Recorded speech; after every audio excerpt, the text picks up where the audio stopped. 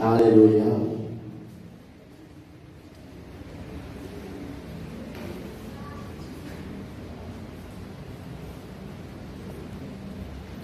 Alléluia. Le message de ce matin dit tout simplement, vois plus loin.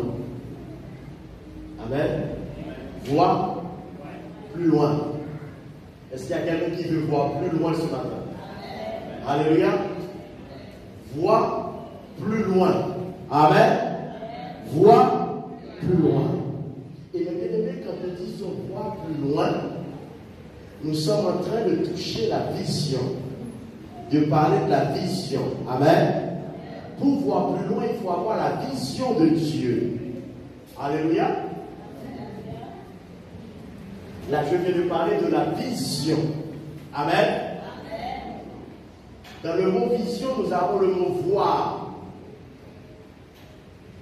La vision, c'est la capacité de voir. Amen. Et un homme ou une femme, s'il n'a pas un handicap, il possède deux yeux, ce qui lui donne la capacité de voir dans le domaine physique. Amen. Mais il n'y a pas que dans le domaine. La vision fait référence aux yeux. Mais il n'y a pas que dans le domaine physique que l'homme ou une femme peut voir. Alléluia. C'est très important de comprendre cela. Avant même de lire un texte, j'ai dit que la vision peut être considérée comme un sens physique, parce qu'on a les deux yeux. Amen. Ensuite, la vision, c'est la capacité de voir. Alléluia. Troisième chose, quand nous parlons de la vision, bien-aimés de Dieu, nous parlons d'une partie de la révélation de Dieu. Amen. La vision fait partie de la révélation de Dieu. Mais je vais poser une question ce matin et après nous allons lire un texte biblique.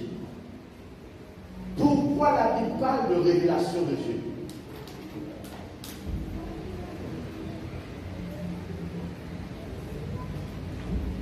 Pourquoi les hommes et les femmes ont besoin de la révélation de Dieu? Amen. Et mes bien-aimés, nous devons bien comprendre ce point. Voilà pourquoi ce matin, je ne suis pas pressé.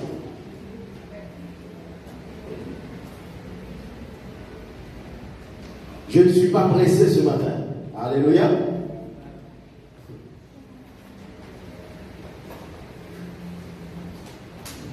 Pour cela, nous allons dans Deutéronome 29, verset 9.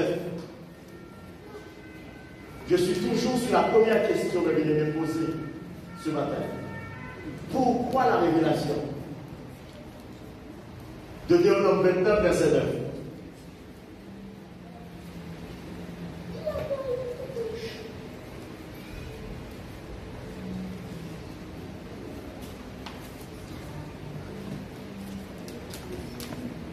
Et je vais lire, j'espère que tout le monde a trouvé, mes bien-aimés, soyez dans vos Bibles avec moi ce matin ou dans vos supports. Deutéronome 29, verset 29. Les choses cachées sont à l'Éternel notre Dieu. Les choses révélées sont à nous et à nos enfants, à perpétuité, afin que nous mettions en pratique toutes les paroles de cette loi. Les choses cachées sont à Dieu, les choses révélées sont à nous. D'où la question de ce matin, mes bien-aimés, pourquoi les choses révélées sont à nous ce matin? C'est-à-dire pourquoi, en tant qu'enfant de Dieu, j'ai besoin de la révélation. Amen. Ah. Et pour cela, mes bien-aimés, je vais aller pas à pas ce matin.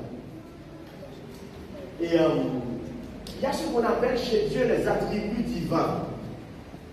En fac de théologie, c'est ce qu'on enseigne aux gens. Mais pour utiliser le langage simple, Je ne vais pas parler des attributs divins ce matin. Je vais parler des qualités de Dieu. Amen. Parmi les qualités de Dieu, il y en a qui sont très bien connues. On dit que Dieu, il est omnipotent. Il peut tout faire. Alléluia. On dit que Dieu, il est omniprésent. Il est présent partout, en même temps et à la fois. Nous sommes d'accord. Voilà pourquoi nous pouvons prier Dieu à Paris. En même temps, il y a des gens qui prient Dieu à New York. En même temps, des gens sont devant Dieu à Port-au-Prince. En même temps, des gens sont devant Dieu à Kinshasa. Alléluia. Nous sommes là. Il y a une autre qualité aussi, on dit que Dieu, il est omniscient. Nous sommes là. Ça veut dire que Dieu sait tout. Nous sommes ensemble.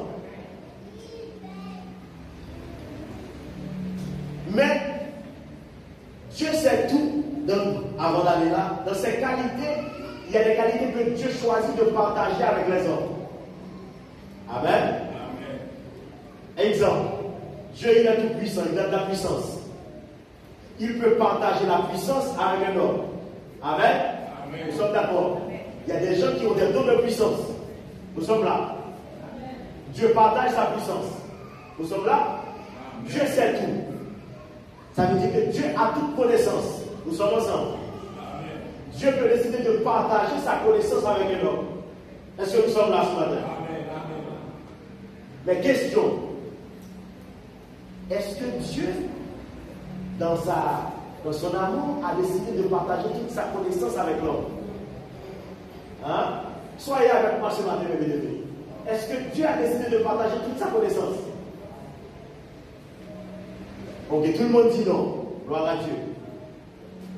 Est-ce que c'est à cause du péché qui fait que Dieu n'a pas partagé toute sa connaissance avec l'homme? Si nous disons, premièrement, c'est à cause du péché, nous devons aller regarder est-ce qu'il y a derrière avec toute la connaissance avant le péché. Nous sommes là. Nous sommes là, les amis. Et quand nous sommes ensemble, la parole est tellement profonde, parfois nous ne devons pas être pressés. Je suis un prédicateur, j'aime prêcher. Parfois, je préfère enseigner, c'est-à-dire expliquer les choses pas à pas. Mais bien aimé, dans Genèse 1, Genèse 2, Genèse 3, avant le péché, est-ce que nous pouvons dire que Adam et Ève, ils avaient toute la connaissance?